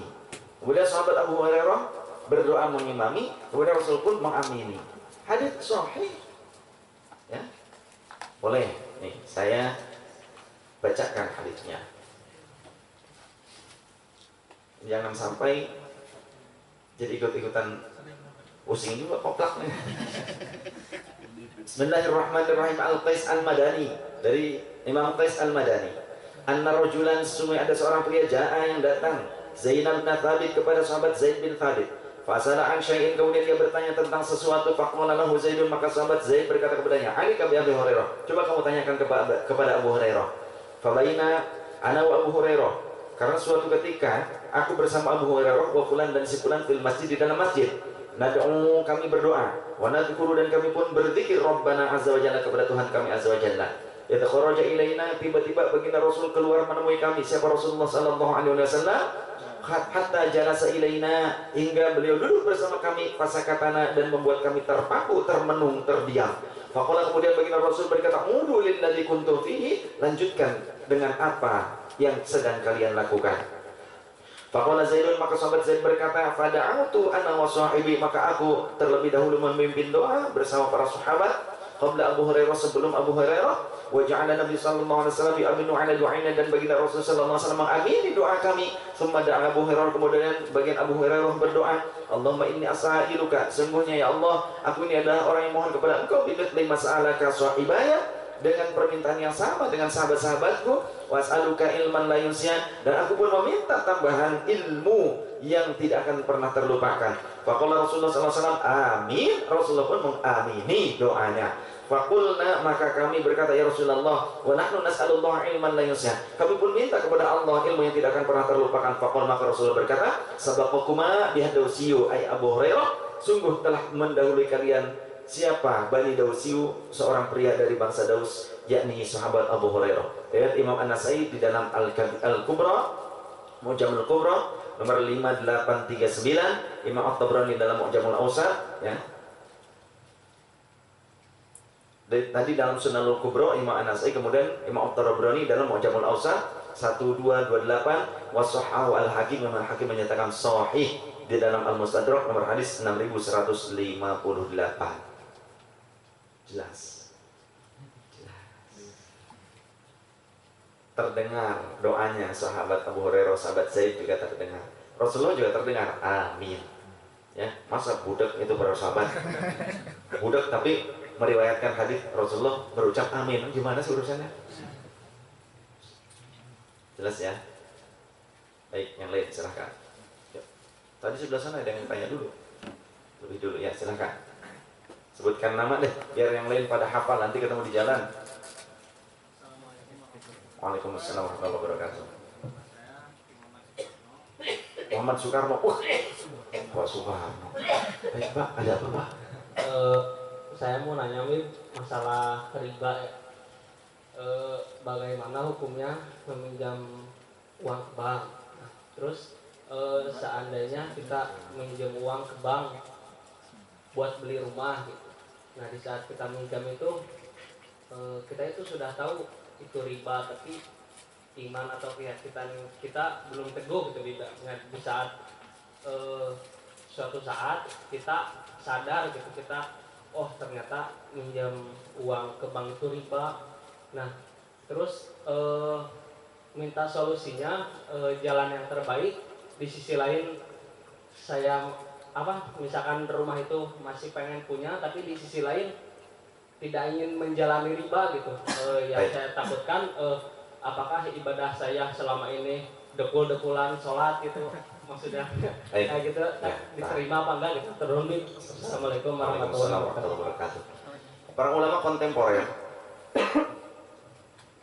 di bank syariah contoh, kemudian atau Baitul Mal wa Tamwil, memberikan satu garis besar bahwasannya riba itu ada pada akad diantaranya ya, berada pada akadnya diantaranya, diantara riba itu dikarenakan akadnya juga, cara pada saat akad. Bahkan di dalam suatu keterangan al-bai'u kar-riba, jual beli aja hampir sama dengan riba sebetulnya ya kan, karena ada fudul, ada kelebihan, ada mengambil untung, betul tidak? Jual beli juga hampir sama dengan riba, hampir. Al-bai'u kar-riba, ada kata gitu. Sebetulnya mah jual beli hampir sama seperti riba. Tapi coba begini, bahwasannya kalau kita membutuhkan rumah, jadi ketika kita membutuhkan pendanaan, pada dasarnya begini, kita jual belinya dengan bank, jangan dengan pihak penjual, dengan developer, jangan. Jadi developer menjualnya ke bank, seolah-olah begitu ya. Developer, kita akadkan developer itu pokoknya menjualnya ke bank, kita menjual belinya dengan bank saja. Adapun bank itu mengambil untung, mengambil laba, ya namanya juga penjual, betul tidak? Penjual akan mengambil laba, maka harganya sesuai dengan yang disepakati. Sesuai dengan yang disepakati, pokoknya nanti saya akan mengambil rumah ini, tapi nanti pembayarannya cicil selama 15 tahun, contoh seperti itu. Nah, harga disepakati, kemudian per bulan berapa, DP-nya berapa. Demikian, kemudian administrasi, karena kan juga pihak company itu pun mempunyai karyawan yang harus dibayar, begitu, digaji. Oke, jadi berarti saya per bulan sekian. Oke, siap. Seandainya gini tuh gimana sih? Saya bukan jual belinya itu bukan sama bank, tapi kita minjem duit ke bank, terus hasil pinjaman itu kita beli rumah, kita nyicilnya ke bank. Baik. Bukan kayak apa kredit kalau kayak gitu bukan. Enggak, memang belum. Saya belum selesai. Memang saya belum selesai sih. Belum selesai. Ini panjang. Jadi satu pertanyaan yang memang penjelasannya panjang. Makanya lebih enak nanya begini daripada di WhatsApp. Pegel, keriting, capek saya ngetiknya. Itu yang nanya satu pertanyaan, Bib, tolong dong jelaskan tentang sholat dari awal sampai akhir. Nanyanya kan mudah ya, contoh seperti itu. Habib, tolong dong saya minta penjelasan tentang sholat dari awal sampai akhir, rukun, syarat sah, dan juga pembatalannya bagaimana, beserta wudhunya Habib. Ya, itu kan ringan, iya sedikit tulisannya. Lagi itu soalnya terus gak makan, gak minum, terus. Ya, jadi juga sama sebetulnya, tapi tidak terlalu begitu. Jadi belum selesai. Jadi dengan cara seperti itu, atau ada istilah mudharabah, ya, yang dipakai di Baitul Mal wa Tamwil. Dengan cara apa? Kita seolah akadnya akan membeli material. Kita pinjamnya itu ya, yang dikeluarkan oleh Baitul Mal ataupun bank itu berupa uang. Tapi akadnya dengan dia, akadnya dengan pihak perbankan, bahwa pihak perbankan menjual satu unit rumah. Apa bedanya dengan perbankan tersebut membeli dulu rumah tersebut kemudian dijual ke kita? Kan sama saja. Apa bedanya dengan yang terjadi sekarang? Kan seperti itu. Kalau dari developer, dari orang sama saja toh. Entah itu dari perorangan ataupun dari developer kan sama. Intinya kalau memang kita berhubungannya dengan bank, sama saja pihak bank itu beliau yang membayari. Cuma ini titip uangnya ke kita gitu loh. Jelas ya? Ini menurut kacamata ulama ahli fikih kontemporer sekarang, begitu. Kamu mau beli rumah yang mana itu? Baik, saya beli dulu. Ya, saya beli dulu. Cash nih, cash. Belinya otomatis cash kan? Nah, sedangkan nanti pembayaran kita ke pihak bank yang membeli itu nanti dicicil kacamata. Dan pihak bank minta, saya kan yang menjual. Otomatis saya harus dapat untung, saya juga harus menggaji karyawan. Contoh seperti itu. Ya. Jelas ya? Jadi istilahnya yang dipakai mudharabah kalau tidak salah. Kita mau beli material, tapi pihak BMT, Baitul Mal itu tidak menyediakan materialnya, menyediakan uangnya. Baik, begini. Baik, akarnya saya niat menjual material seharga 10 juta. Ya. Jadi pokoknya material 10 juta nih. Dan saya menjual sebagai penjual perlu untung, otomatis kita perlu laba. Labanya coba yang disepakati berapa? Oh, nanti saya mau kasih boleh nggak saya minta untungnya, minta labanya 2 juta dari 10 juta. Kata kita jangan terlalu besar, gimana kalau 1 juta saja? Baik kalau begitu, setuju.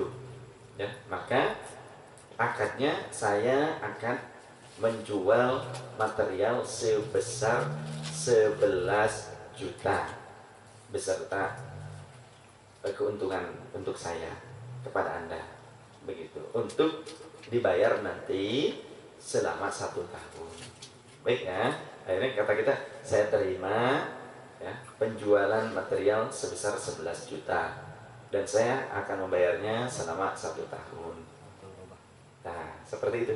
Itu yang dipakai di Baitul Mal, Wat Tamwil, dan juga Bank Syariah. Pendanaan, tapi di akadnya digunakan akad jual beli materialnya ataupun unit rumahnya. Begitu. Jelas? Itu menurut ulama kontemporer. Adapun kalau ternyata di bank-bank konvensional suka ada bank yang menaikkan labanya tiba-tiba di 2 tahun, setelah kita 2 tahun mereka menaikkan laba, ya, menaikkan laba, jadi cicilan kita harus nambah, maka yang berdosa itu pihak perbankan. Kita mah sudah dengan harga yang disepakati di awal segitu saja pokoknya, tiba-tiba begitu nanti perbankan menaikkan, itu dosa perbankan. Dan andaikan kita pun masuk dalam hal ranah tersebut, kita bertobat saja kepada Allah Subhanahu wa taala. Karena sulit untuk zaman sekarang. Ya, sulit memang. Zaman akhir itu sulit melepaskan diri dari maksiat, sulit. Sampai nanti bahkan ketika mau ke masjid pun orang sampai bilang, menyingkirlah kau dari jalananku menuju masjid. Ngapain? Orang berzinah di jalanan. Bayangkan. Jadi nanti mah jalanan menuju masjid saja akan ada orang yang berzina terang-terangan. Ya minimal berciuman atau lain sebagainya. Sekarang sudah di mana-mana banyak. Kan begitu. Jadi sulit. Termasuk bab riba. Agak sulit. Mau tidak mau, ya kita meminimalisir saja dengan niat dan cara, serta akad yang lebih baik. Ihtiyat, hati-hati. Terlebih lagi kita cari yang flat, yang mereka pihak company perbankannya itu mengambil untungnya flat, tidak berubah nantinya, tidak menaikkan untungnya. Demikian, wallahu a'lam. Allahul musta'an. Yang lain sebelah sini tadi, silakan. Assalamualaikum warahmatullahi wabarakatuh. Waalaikumsalam warahmatullahi wabarakatuh. Ini mau nanya tentang di dunia maya ini kan saat ini sudah sangat panas tentang debat antara Wahabi dan Ahlussunnah wal Jamaah ya Bu. Makanya suruh langsung aja. Kalau langsung mah nggak panas. Mingkem Wahabi mah. yang saya tanyakan itu tentang kesiapan fisik kita seandainya hal yang terjadi yang tidak kita inginkan secara fisik, sedangkan dia sudah berlatih bela diri, Ya kita harus berlatih bela diri. dan yang lain-lainnya, Bib. Itu yang saya ketahui. Jadi kita itu harus mempersiapkan apa, Bib? Baik, Rasulullah SAW memberikan pengajaran. Didiklah anak-anak kalian dengan memanah, gitu. Kalau sekarang menembak, ya. Kemudian juga berenang, berkuda, seperti itu. Gulat, ya. Artinya silat, seperti itu. Maulana Syekh Nazim pun memberikan saran. Karena persiapan kita memasuki Perang Dunia Ketiga. Persiapkan diri kalian. Kemudian juga riyadhah, ya, spiritual, riyadhah spiritual. Hizib doa, hizib itu maksudnya doa-doa, pikiran-pikiran yang kuat. Karena doa silahul mukmin, ya, yang diijazahkan oleh guru-guru dari aulia-aulia Allah atau dari Rasulullah SAW, begitu. Itu harus banyak. Dimulai dari sekarang, jangan nunggu perang dulu baru ijazah. Modal itu mah. Ya. Sekarang kita harus belajar silat. Silat terus dia pelajari, silat, karate, begitu ya, lain sebagainya, sate, begitu pelajari. Lagi perang juga butuh sate, benar ya? Lumayan lapar sama. Dan yang paling utama adalah belajar ilmu, referensi-referensi gurunya dilengkapi. Saya masih agak kecewa ketika teman-teman masih kurang ini lah, kurang istilahnya apa ya, kurang puas. Banyak teman-teman hanya mencukupkan diri bertanya doang kepada saya tanpa mau memiliki referensi-referensi dilengkapi. Itu aneh. Sedangkan kalau debat di media memerlukan pulsa yang sebulannya ada yang 50.000, ada yang 100.000, begitu kan? Itu bisa. Tapi memiliki referensi dari gurunya nggak mau. Berbeda dengan lawan debatnya. Lawan debatnya buku duluan dibandingkan paketnya, dibandingkan paket internetnya, ya. Itu. Kemudian belajar dulu dari gurunya. Kalau ini mah nunggu mentok dulu baru beli buku dari gurunya, salah. Saya terus terang agak kecewa, dimana ada murid-murid saya masih banyak yang malas untuk memiliki buku referensi saya, sedangkan mereka orang-orang Wahabi sudah dimiliki buku-buku gurunya banyak. Bagaimana mungkin kita akan paham? Hanya mencukupkan 1-2 buku saja. Bagaimana mungkin kita akan lebih luas ilmu? Ya, saya tidak mereferensikan hanya begitu buku-buku saja. Toh saya masih hidup. Mumpung saya masih hidup, jangan sampai nanti punya bukunya itu saya sudah mati, menjadikan gurunya itu buku. Mumpung sekarang guru-guru masih hidup, referensinya ada. Karena kalau nunggu gurunya harus ngetik terus, kalian enak-enak kan cukup nanya. Yang ngetik guru, kan keenakan. Mana adabnya? Ada vokal ilmu, ada itu di atas ilmu posisinya. Terus terang saya masih agak kecewa. Di mana mereka hanya mencukupkan nungguin aja, nunggu habis bikin ngetik. Setelah ngetik dijawab, yang lain ikut pertanyaannya, perlu jawabannya panjang lagi. Padahal kalau saya jawab di buku saya belum punya bukunya, begitu ngomongnya. Tapi handphone udah gonta ganti, baju beli dan sebagainya.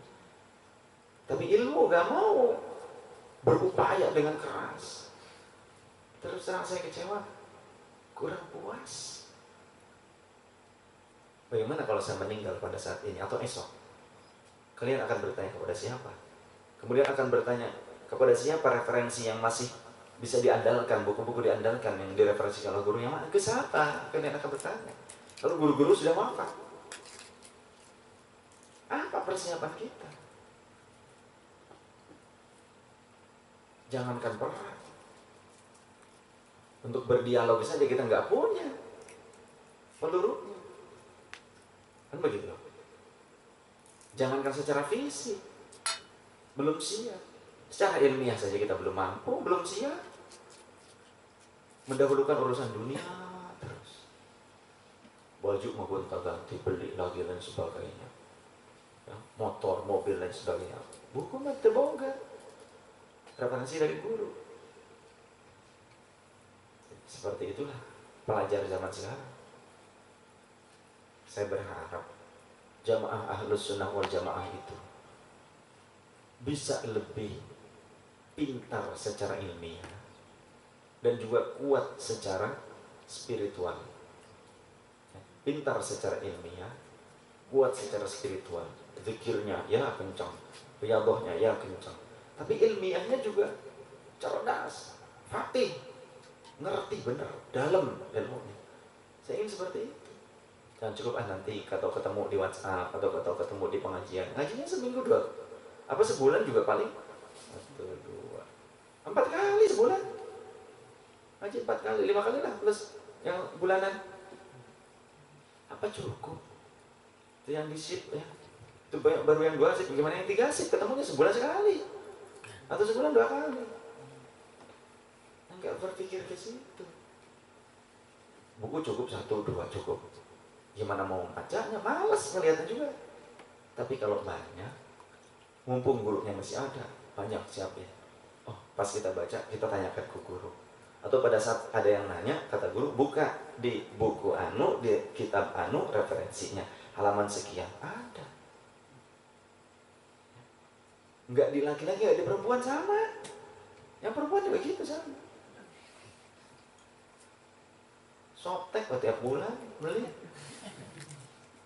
Buku yang beli seumur hidup sekali, enggak mau. Pembersih muka, pembersih hati enggak disiapin. Makanan minuman yang enak, nutrisi hati enggak disiapin ilmu. Nutrisi otak dan sebagainya, suplemen dan sebagainya. Obat-obatan, kalau hatinya lagi demam enggak diobati dengan ilmu. Nah, ini yang saya agak kecewa dari murid-murid saya sendiri. Saya sendiri masih kurang. Saya sendiri masih belajar ke guru-guru saya. Saya minta referensi dari guru-guru saya. Dan minta ijazah kita, pengajaran ke guru-guru saya. Saya masih kurang, nggak cukup saya. Sekali belanja kitab 20 juta. Coba kalau diuangkan kita berapa juta. Kalian tinggal enak. Nggak perlu mesantren, seolah-olah kan gitu. Nggak mesantren, nggak beli kitab yang ratusan juta. Tinggal beli yang sudah dirangkum oleh guru. Berapa? Adabnya pada kemana? Mempertanyakan adab ini. Mudah-mudahan lebih baik. Saya ingin punya murid itu yang benar-benar bisa faqih, alim, soleh, yang adab dikedepankan. Kemudian juga kuat secara spiritual, rajin riyadhahnya, zikirnya tidak kalah dengan setan. Ya. Setan ingat sama Allah, ingat. Takut, ingatnya takut. Setan takut sama Allah, takut. Ya. Takut gak berhasil. Menggoda manusia, ingat terus. Takut nanti kalau menggoda itu ada malaikat, Allah mengirim malaikat, nanti kalau ini. Takut setan tidak. Lah kita tidak takut sama Allah. Tidak mempersiapkan diri. Begitu. Setan aja berdoa, kita nggak mau berdoa. Kan dalam Al-Quran setan doa, betul tidak? Dijawab nggak doanya? Dijawab, nggak mau setan aja dijawab, kita nggak yakin dijawab. Kenapa? Setan saja yakin diijabah doanya, minta sama Allah, padahal sudah dilaknat, yakin diijabah doanya. Maka dia meminta kepada Allah Ta'ala diijabah. Kita yang iman, yang ngaji, gurunya ada, belajar lain sebagainya, nggak yakin dengan doa. Lebih hebat dari iblis berarti. Alhamdulillah, alhamdulillah. Jangan sampai begitu ya, sahabat-sahabatku. Saya ingin mempersiapkan murid-murid yang benar-benar siap sebetulnya. Tapi dari seluruh murid itu berapa persen yang akan jadi? Saya nggak ngerti. Saya berharap terus Allah semuanya jadi, karena Allah semuanya jadi. Ya, berhasilkan semuanya Allah.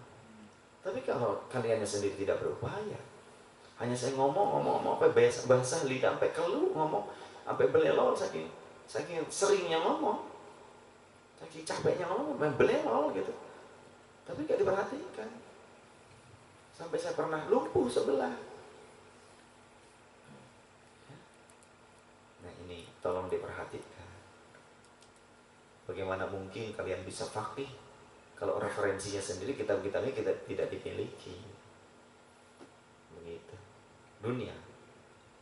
Untuk apa dunia? Apa yang kalian akan wariskan kepada anak-anak kalian? Kalau ilmu, kalian akan mewariskan kepada anak-anak kalian.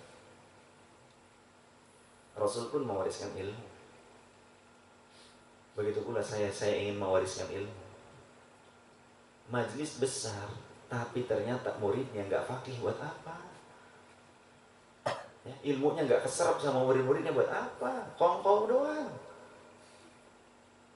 Tolong deh diperhatikan. Tujuan kita ingin faham terhadap ilmu, supaya nggak gagal faham. Kemudian juga supaya kita eling dan benar jiwa kita dengan zikrullah. Demikian ya. Coba olahraga, kemudian silat, lain sebagainya. Pelajari. Ilmu kanuragan, pelajari.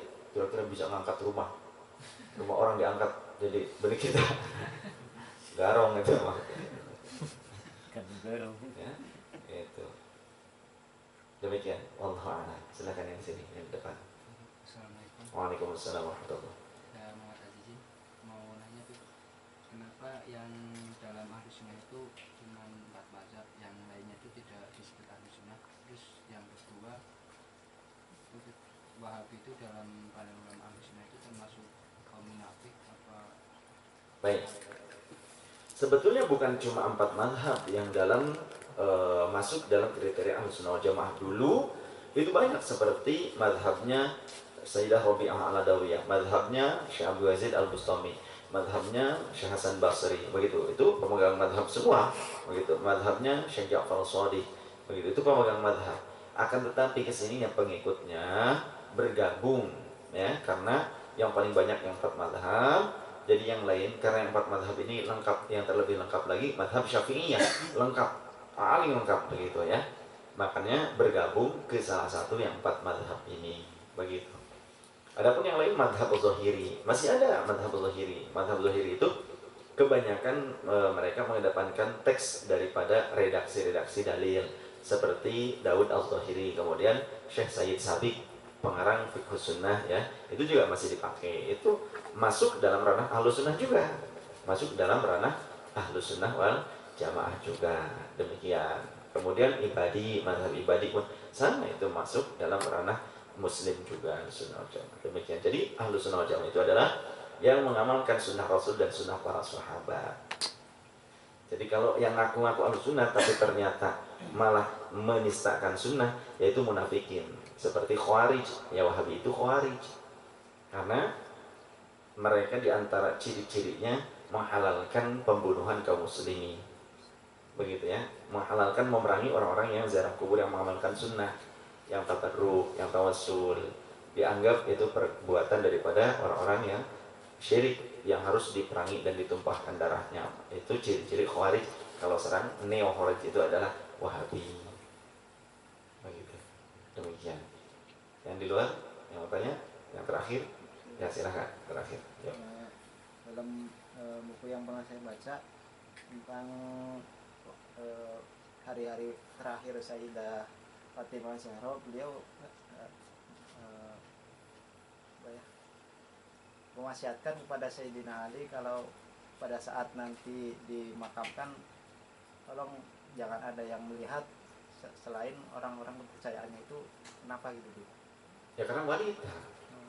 Satu, karena beliau itu wanita. Maksud orang-orang kepercayaan itu adalah dari pihak keluarga. Seperti halnya Rasulullah SAW ketika hendak wafat, kan yang mengurus jenazahnya itu ya kerabat keluarga. Demikian. Karena memang wanita, maksud beliau, walaupun ketika wafat tolong dijaga rahasia-rahasia pribadinya, aurat, begitu ya, seperti itu. Itu bukan cuma Sayyidah Fatimah, banyak yang justru emang sepantasnya setiap kaum muslimin muslimat begitu. Saya pun maunya ya jasad saya nanti yang mengurusnya, yang memandikan, kalaupun istrinya yang memandikan, ya dari pihak keluarga yang paham. Bahkan Begitu. sampai kuburnya pun orang-orang yang di luar kepercayaannya tidak diperkenankan mengetahuinya, itu disebutkan seperti itu. Tapi sekarang diketahui kan kuburnya? Yang di mana? Yang pasti itu yang di mana itu? Ya, yang kamu tahu di mana? Yang di makam Bahil di mana? Ya iya. Ya memang di situ. Ada beberapa pendapat katanya ada yang di situ, ada yang di mana. Itu Ya, yang pasti di situ. Larang. Ya. Demikian mungkin kajian kita malam hari ini, mudah-mudahan bermanfaat. Mohon maaf dalam kalimat-kalimat saya masih ada kata-kata yang mungkin kurang pantas dikeluarkan. Itu kelemahan saya. Makanya saya minta didoakan. Saya bukan nabi, saya bukan rasul, saya bukan malaikat.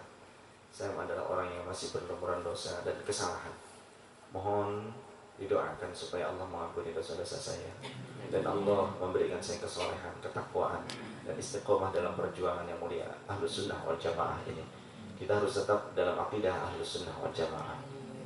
Ikuti para ulama yang memiliki sanad ilmu hingga Rasul sallallahu alaihi wasallam. Cintai dzurriyyah Rasul sallallahu alaihi wasallam dan berikan nasihat di antara mereka yang masih terbawa nafsu dan godaan syaitan. Nasihatkan mereka, selamatkan mereka dengan nasihat kita. Demikian, wa tawassaw bil haqq wa tawassaw bis sabr. Bismillahirrahmanirrahim. Allahumma hdina fi man hadayt wa afina fi man afayt wa tawallana fi man tawallayt wa barik lana fi ma a'tayt wa qina bi rahmatika syarra ma qadayt fa innaka taqdi wa la yuqda 'alayk wa innahu la yadhillu man walayt wa la ya'izzu man 'alayt. Tabarakta Rabbana wa ta'ala falakal hamdu ala ma qadayt astaghfiruka wa atubu ilaik wa sallallahu ala sayyidina Muhammadin wa ala alihi wa sahbihi wa sallam alhamdulillahi rabbil alamin subhanakallahumma wa bihamdika asyhadu an la ilaha illa anta astaghfiruka wa atubu ilaik.